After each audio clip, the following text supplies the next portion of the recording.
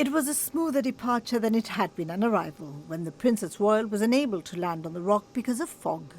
Nature's had its impact. You were talking about the variations in climate, but when we were flying around, the variations were from the east end of the runway, which was in sunshine, to the west end, which sadly wasn't. But I know I speak for all of Gibraltar when I thank you for persisting with your travel plans and making it down to us in time to join us for this splendid dinner. Thank you very much indeed.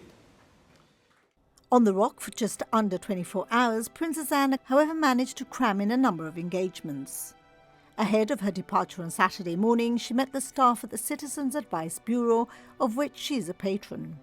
Plaques were unveiled at the newly refurbished premises of the Royal Gibraltar Regiments Association and the new Vassadoni Motors showroom and workshop. First here in 1954 as a young girl, she did not have to face the trials and tribulations of North Front. It was then smooth sailing on the Royal Yacht Britannia. I mean, Gibraltar's character and culture, the mixture here, is of course based on the fact that this is where people came by sea a lot. This was a really good place to start your journeys, really good place to find shelter. And it was a huge melting pot of people coming and going. And it's a really good place for storytellers, for people who had exchanging ideas, culinary ones, but also literary ones, if they had it, or just stories. So arguably a really good place to have a literary festival. And certainly over the period that you've run this festival, you have seen a big growth in books written by Gibraltarians and a good deal more books written about Gibraltar.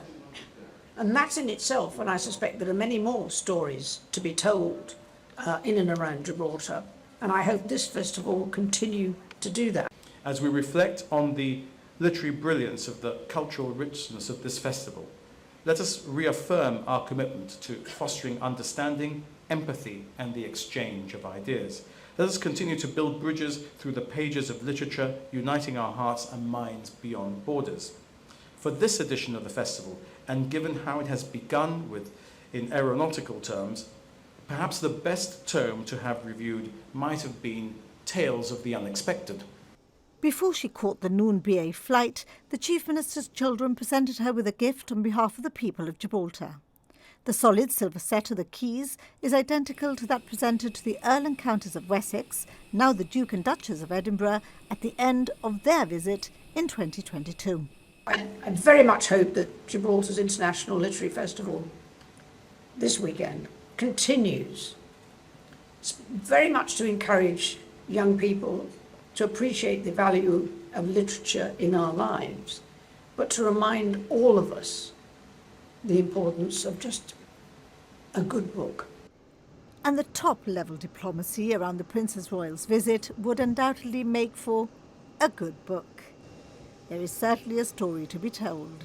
Perhaps it's not what we've witnessed during the visit, but Friday's behind-the-scenes negotiations in trying to get a royal, albeit not in an official capacity, to land in Spain and cross into Gibraltar via the land frontier that would make for a good talk at a future literary festival.